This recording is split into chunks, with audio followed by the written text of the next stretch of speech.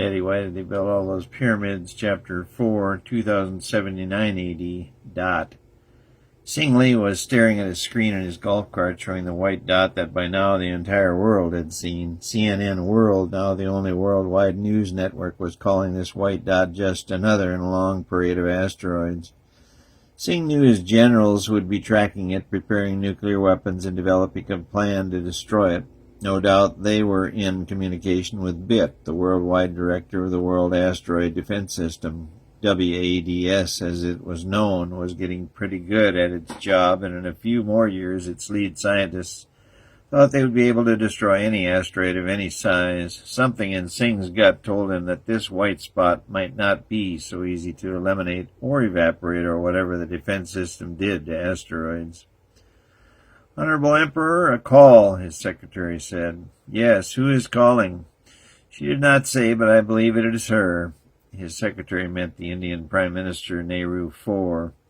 A smile came to his deeply lined face. He loved her so. "Nay, when can I be graced by your presence again, my sweets?" Her beautiful smile was visible on the screen, and he melted further. "My dear Singh, I fear it will be a while. My people are in the process of flattening another Himalayan peak. We still only have 1/3 of our country livable, you know." "My best wishes for your people, but I still want to see you," Singh said. "You'll have to get by with your geishas for a while longer, dear Singh." "Not the same. Every woman or man is nothing compared to you. Anyway, what can this old gentleman do for you today, the loveliest of young ladies?" "We need rice. Have you any to spare?" Nene asked. "For a price, Nene," Singh answered. "Anything, corn, cows." "No, I only ask." "I'll be there tomorrow night. You can have me all night. Just ship the rice today, dearest." Singh smiled broadly. "I just can't tolerate seeing so many starve any more." Tears welled in Nene's eyes. Singh could see them even on his small screen. No, you stay in India and do Buddha's duty. Our Mars shipment of rice is due in this evening. Just send the usual bullion to keep my subordinates satisfied." Singh's smile began to fade. "I love you," she said. They both knew the desperate condition each of their countries in the entire world was in. Yet they both knew, despite this conversation, Nene would be in his bed tomorrow night. Love was still the #1 force in the world. "Did you see that new blip on the Skycam on CNN, my love?"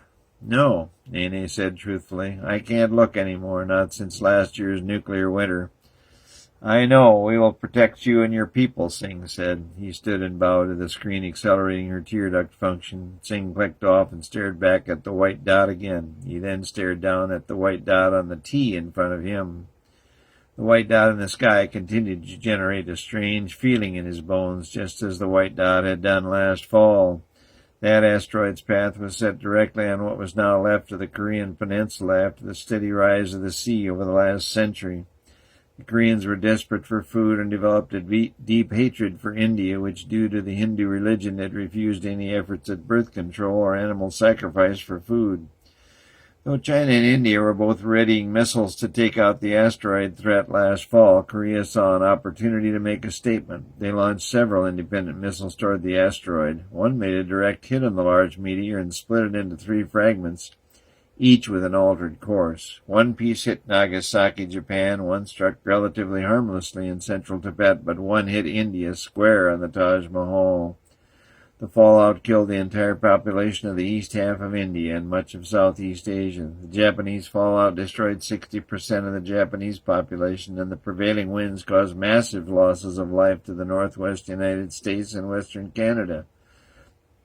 China's preparation to retaliate was tempered by a 4th piece of the asteroid, which hit the Korean peninsula directly. The southern half of the peninsula was now just a big underwater crater. Singh shook his head, not wanting to relive last fall ever again, yet his mind would not let it go.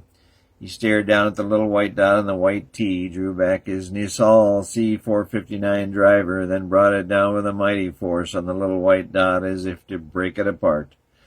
Though it did not cooperate, he did stare down the 9th fairway, admiring another 300-yard drive. "Sir, another call."